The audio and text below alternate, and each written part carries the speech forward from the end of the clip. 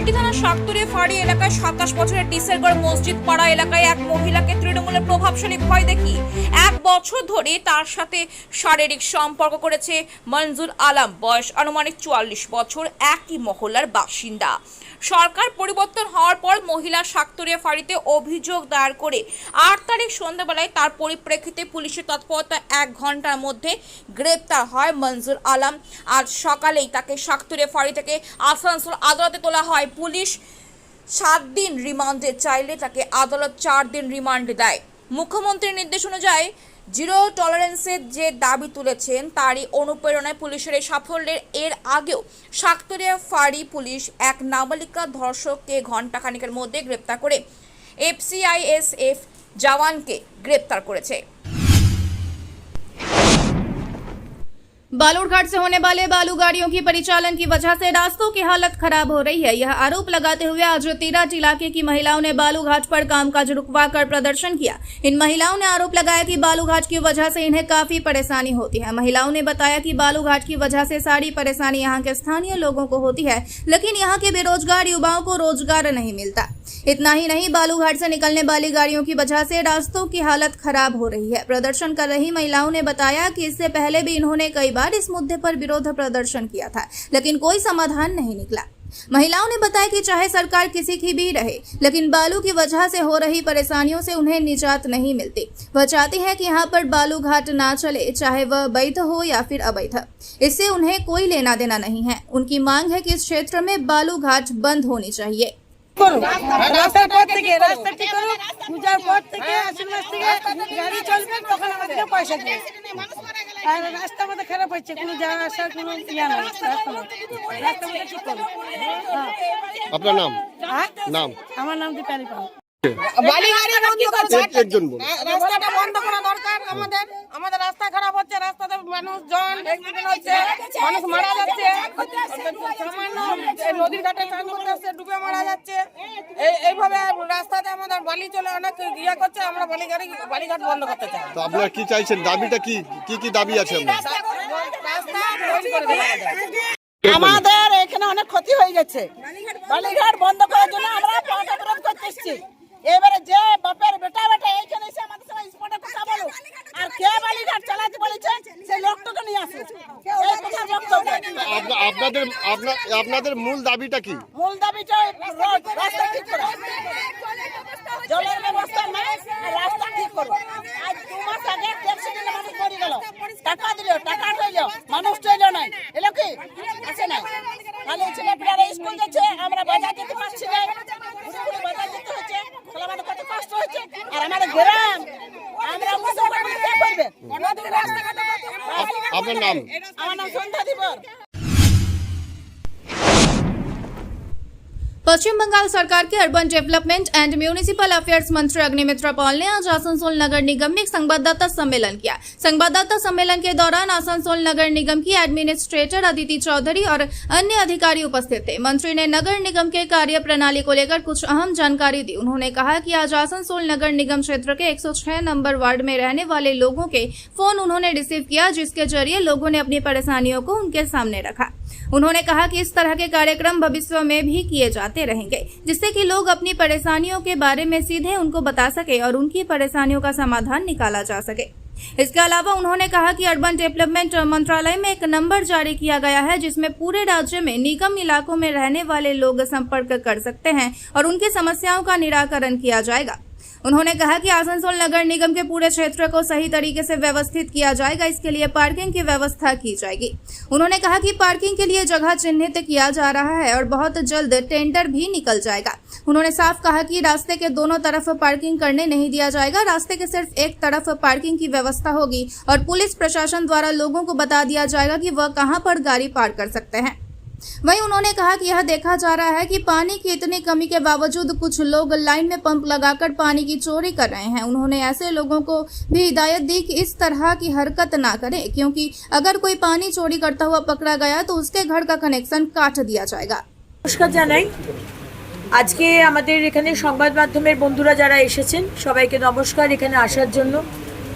এবং আপনারা জানেন যে আজকে আমরা আসানসোল মিউনিসিপ্যাল কর্পোরেশন থেকে আমরা মুখোমুখি বলে একটি কার্যক্রম শুরু করলাম যাতে আসানসোল মিউনিসিপ্যাল কর্পোরেশনের আন্ডারে যে সমস্ত মানুষ রয়েছেন তারা কোনো পরিষেবা যদি না পান, আমাদের তরফ থেকে যদি কোনো ভুল হয়, কোনো অসুবিধা হচ্ছে, আমাদের সরকারের সঙ্গে আপনারা অবশ্যই একটি নাম্বার, যেটা আমরা দিয়েছি, দুটি নাম্বার আপনারা যোগাযোগ করবেন এবং সেই নাম্বারটি আমি থাকবো, আমি ফোনটি তুলব এবং আমার সমস্ত যারা আধিকারিকরা রয়েছেন, আমাদের অ্যাডমিনিস্ট্রেটর আদিতি ম্যাডাম রয়েছেন, আমাদের কমিশনার মিস্টার মোহান্তি রয়েছেন এবং আমাদের পুলিশের আধিকারিক রয়েছেন এবং যখন আমাদের প্রোগ্রামটি হচ্ছিল তখন সমস্ত যারা ভার্টিক্যাল হেডস তারা সবাই ছিলেন।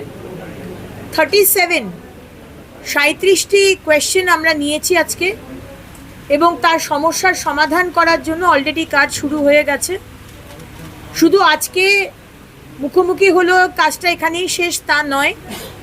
আমাদের নগর উন্নয়ন দপ্তর থেকে একটি গ্রিভেন্স সেল ক্রিয়েট করা হয়েছে। তার নাম্বার একটা 12 ডিজিটের নাম্বার, একটা 6 ডিজিটের নাম্বার। অলরেডি আমরা আমাদের ইউডিএমএ দপ্তরের যে পেজ, সেই পেজ থেকে আমরা জানিয়ে দিয়েছি। আপনাদের যে কোনো সমস্যা আপনারা ইউডিএমএ দপ্তরে সারা বাংলা থেকে আরবান এরিয়ার যে সমস্যা, পঞ্চায়েত এরিয়া নয়, আরবান এরিয়ার যে সমস্যা সেইখানেও জানাতে পারেন এবং সেইখানে যদি আসানসোল মিউনিসিপ্যাল কর্পোরেশনের কোনো বাসিন্দা তার সমস্যা জানায়, ওখান থেকে কলটা ডাইভার্ট হয়ে যাবে আসানসোল মিউনিসিপ্যাল কর্পোরেশনের। কেউ যদি শিলিগুড়ি থেকে সমস্যা জানায় তাহলে নগর উন্নয়ন দপ্তর থেকে শিলিগুড়ি চলে যাবে এবং সেখানে মুখোমুখি প্রোগ্রাম না হলেও সেখানে কিন্তু ড্যাশবোর্ডে চলে আসবে এই মানুষ এই সমস্যা জানিয়েছে এবং যতক্ষণ না সমস্যাটা ক্লিয়ার হচ্ছে ততক্ষণ কিন্তু ড্যাশবোর্ডে দেখা যাবে, উইন্ডো ক্লোজ করা হবে না। ঠিক যেভাবে আমরা স্বচ্ছ অ্যাপ করেছি, কোথাও ময়লা দেখতে পাবেন, কোথাও জল জমেছে, কোথাও কোনো সমস্যা, ছবি তুলে পাঠাবেন।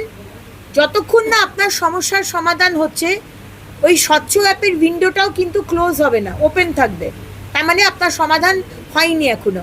ঠিক সেইভাবেই আমাদের এই মুখোমুখি প্রোগ্রাম এবং গ্রিভেন্স সেল মাননীয় মুখ্যমন্ত্রী শ্রী শুভেন্দু অধিকারীর নির্দেশে এবং নেতৃত্বে for the people, by the people, of the people, যেটা উনি সবসময়তে বলেন, এই সরকার মানুষের পাশে দাঁড়িয়ে আপনাদেরকে পরিষেবা দেওয়া 24 ঘন্টা 365 দিন আসানসোল মিউনিসিপ্যাল কর্পোরেশন আমরা কিন্তু অঙ্গীকারবদ্ধ। আপনাদের যদি কোনো প্রশ্ন থাকে আপনারা করতে পারেন। পানীয় জলের সমস্যা নিয়ে বারবার অভিযোগ পেলেন, এটা কিভাবে দেখছেন? পানীয় জলের সমস্যা আমরা খতিয়ে দেখছি, কারণ কোটি কোটি টাকা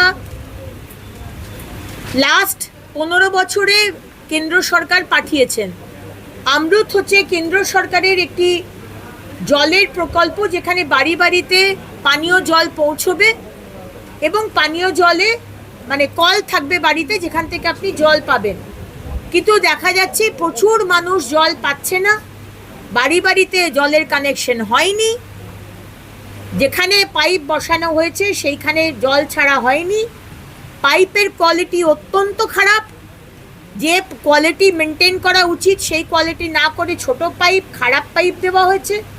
এরকম বিভিন্ন সমস্যা রয়েছে। আবার এরকমও সমস্যা রয়েছে পাবলিকের তরফ থেকে, যে মোটর বসিয়ে বাড়িতে নিজের মোটর বসিয়ে পুরো জল টেনে নিচ্ছে একজনের বাড়িতে, পাড়ার লোক জল পাচ্ছে না, সে একজন বা দুজন মোটর বসিয়ে জল টেনে নিচ্ছে। সুতরাং এটিও কিন্তু আমরা খুব জল চুরি 135 লিটার বোধ হয় না, কত বললেন?